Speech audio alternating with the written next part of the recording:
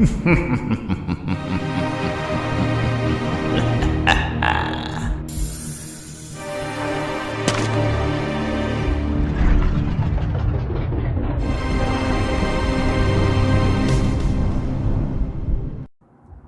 hardships rarely come with preparation, and facing my mom's cancer is no exception. Despite years of her battling, this year has been the hardest. Doctors offer silent condolences with their eyes, words they can't utter. I've grappled with the inevitable, but accepting it is something else. Today, as I drive to the hospital, the familiarity of the journey offers little comfort. The hospital parking lot feels different today, as if sensing my turmoil. I walk through the sliding doors, greeted by that all too familiar sterile scent. With each step, my heart weighs more, fear and determination intertwined. I head towards my mother's room, unaware that today's visit will mark the start of an unexpected and harrowing ordeal. As I approach the front desk, the receptionist lady looks up, her smile tinged with sympathy. Can I help you, sweetie? Yes. I'm here to see my mother, Wren Fairland. Oh, yes. Let me check. I was told she was moved to a specialized care floor. What's her first and last name again? Wren Fairland. Yes, she's been moved due to her condition. Your mom is in room 1013 now on the specialized care floor. Thank you. Walking through the hospital corridors, each step brings a wave of unwelcome smells. The sharp sting of disinfectants, mingled with the underlying scent of medication, always unsettles me. Hospitals, for me, have always been places of dread, echoing with memories of pain and loss. Approaching the stairwell, the scents intensify, pulling me back to hours spent in anxious waiting. The tension of not knowing. It's not just the smells. It's the weight of what this place means. Sorry, miss, but the stairs are closed. We need to make a few repairs to them. You'll have to take the elevator. The elevator? My mind raced, trying to recall the last time I braved an elevator. It's never been easy. Since childhood, I've been haunted by an inexplicable fear of them. No memory comes to mind to justify this fear, but it's there. It's as real as the beating of my heart. Excuse me, miss. I turned to see a man about 6 feet tall in his 40s. His dark hair was slicked back, and he had piercing blue eyes that seemed to assess me in a glance. Are you okay? Yeah, I'm fine. Just a lot on my mind is all. I see. So, are you going up? Yes, I am. Thanks. I'm sorry if I startled you. There was something about this guy that set off alarm bells in my head.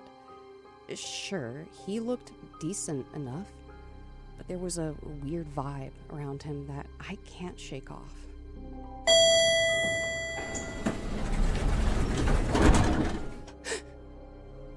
Are you sure you're okay? Yeah, I'm fine. What floor? 10th. The thud of the closing door sent another jolt through me. I was on edge, every sound amplified in the confined space of the elevator. First floor, second, third. As we passed the 4th floor, the elevator began to slow. Panic started to set in. Why is it slowing down? Is this normal? He didn't answer, just stared at the floor numbers changing with a strange expression. I was scanning every corner, heart racing, expecting the worst. Then, the lights flickered. In the eerie half-darkness, my fears escalated, and with a final, ominous thump, the elevator ground to a halt between floors. Calm down. It's probably just a malfunction. They'll fix it soon.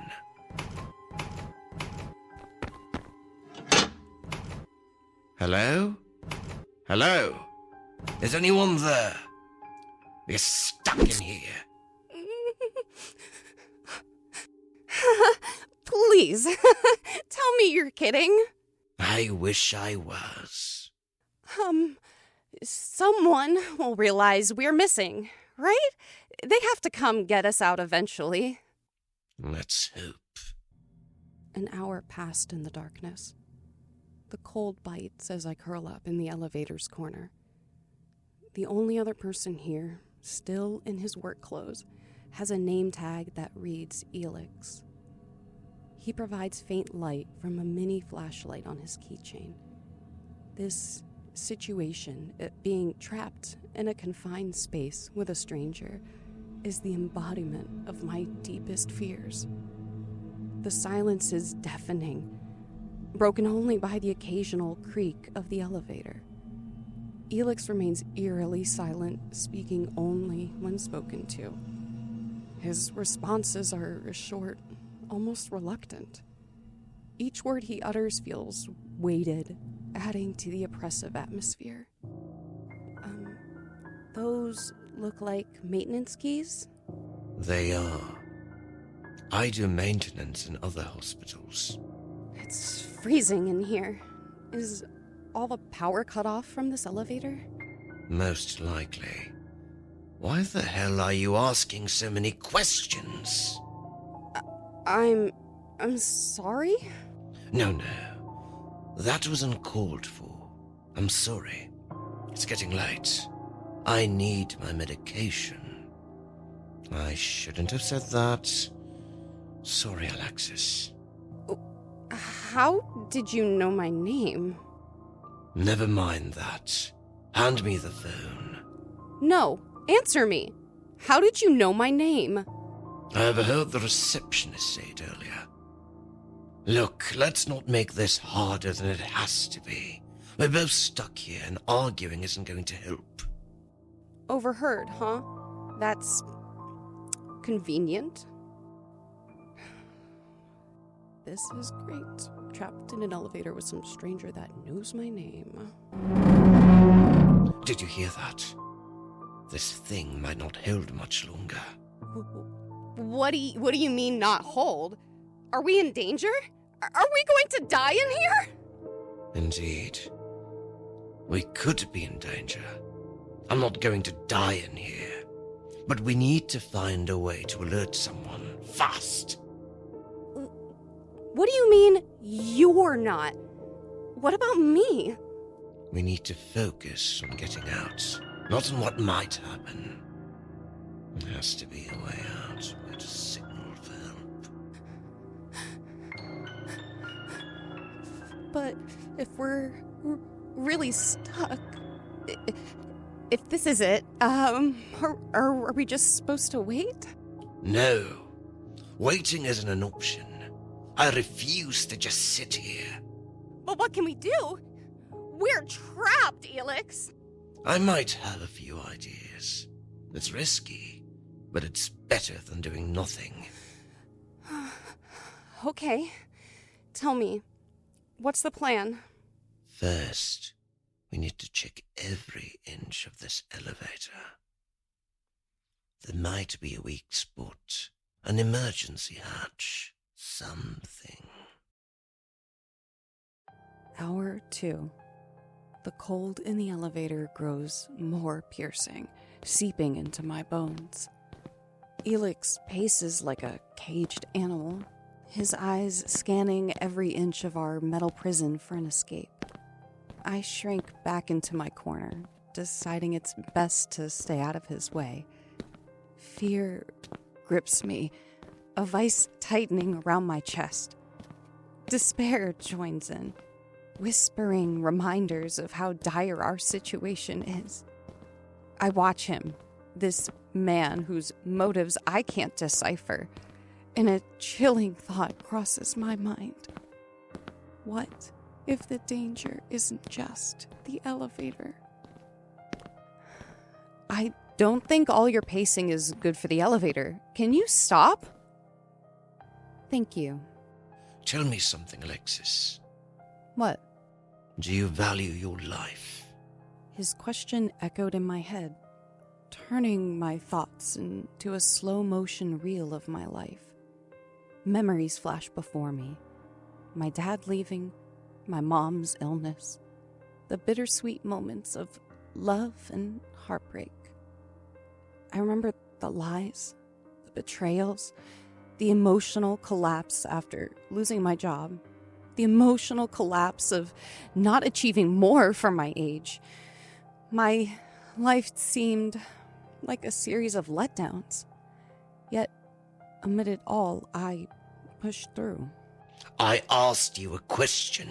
Do you value your life?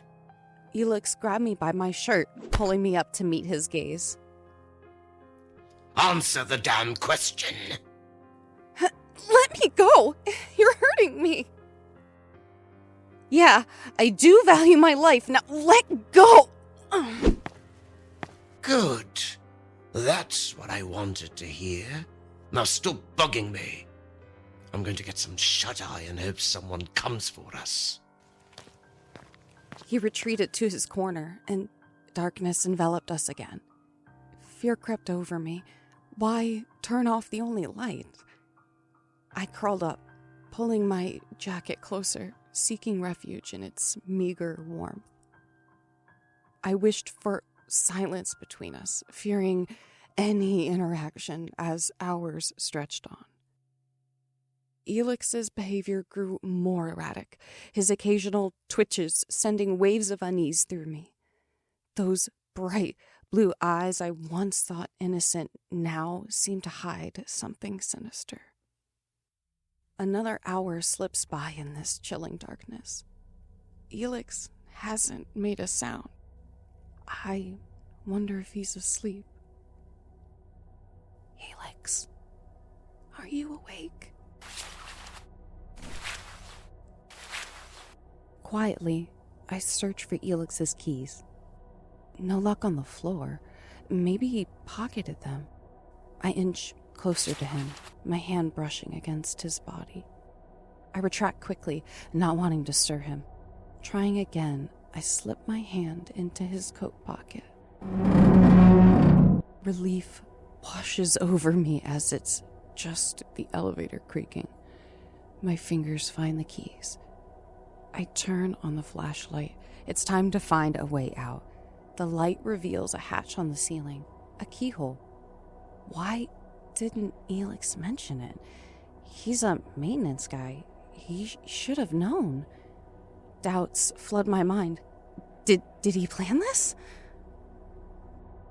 I turn the light towards where Elix was lying, but he's gone. Suddenly, something strikes me, and I fall. The flashlight rolls away, its beam landing on Elix. Impressive. I didn't expect you to be so brave. It's a shame it's come to this. You jackass! You were behind this all along, weren't you? You need to face your fears, Alexis. It's the only way.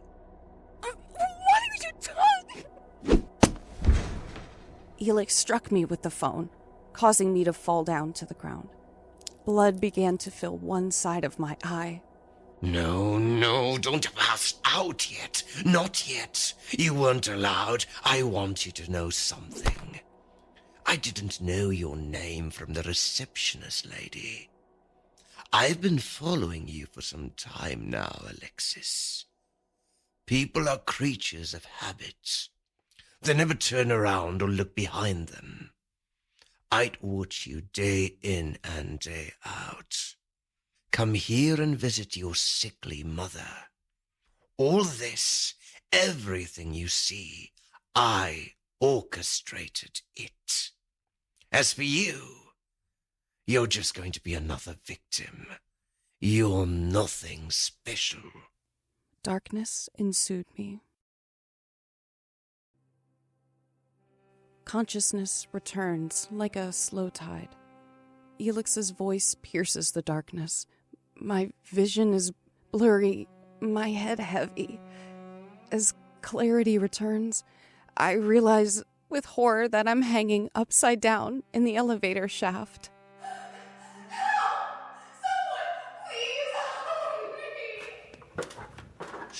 No one can hear you. But by all means, keep screaming if you want. I can't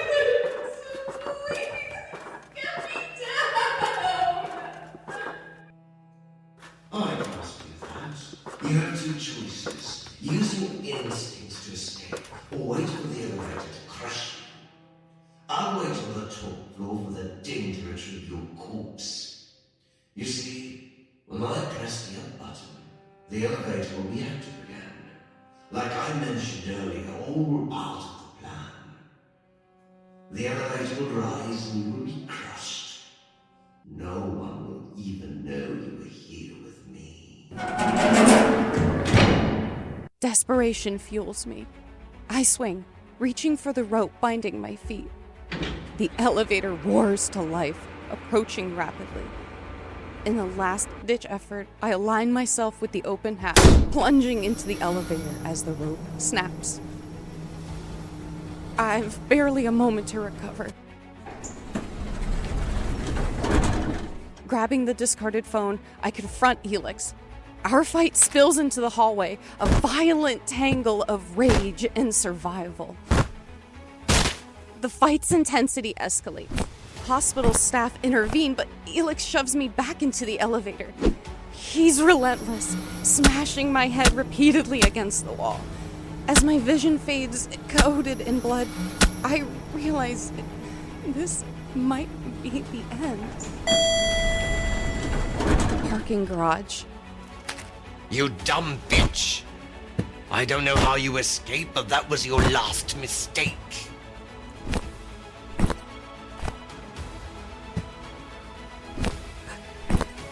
Why are you doing this to me? It's not about you. It's about you being one of my trophies. I just wanted to collect a piece of you from the elevator after you were gone. But you couldn't even let that happen.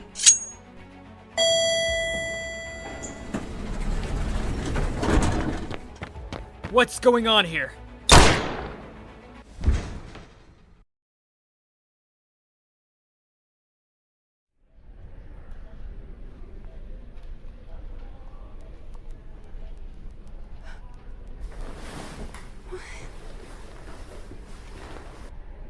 Good.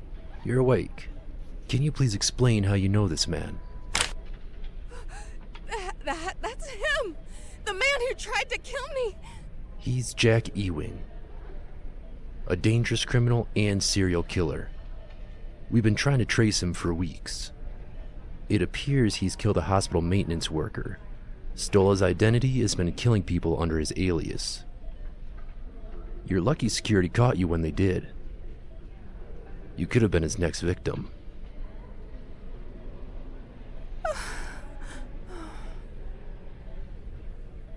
In the aftermath, life feels surreal, like fragments of a dark dream.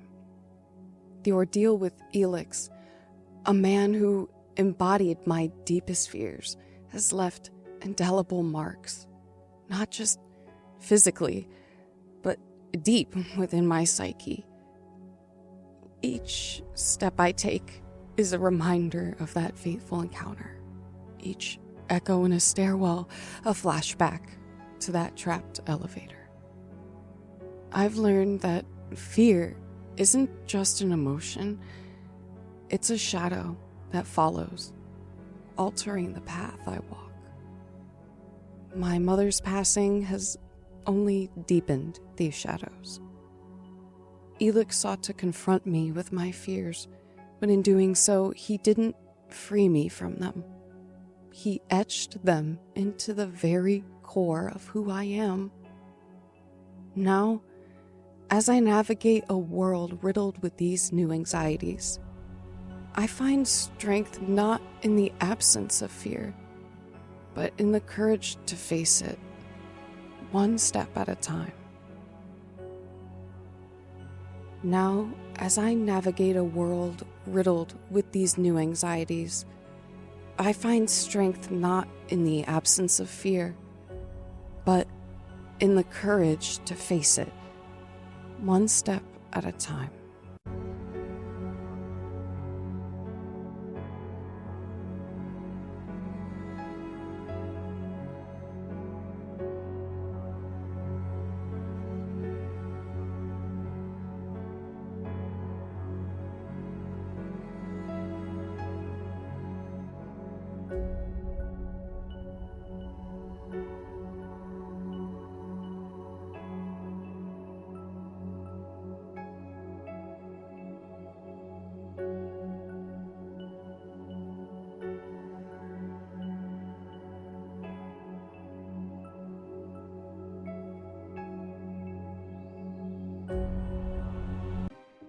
My fear-loving friends, tonight's tale of the deadly elevator secret really lifts your spirits, doesn't it?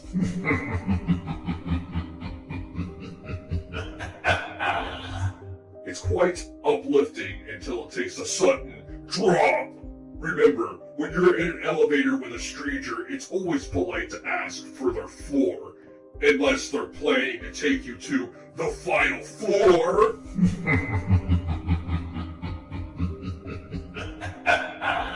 If you enjoyed this spine-tingling story, be sure to like, comment, and subscribe. Check us out on the podcast and hit the follow button.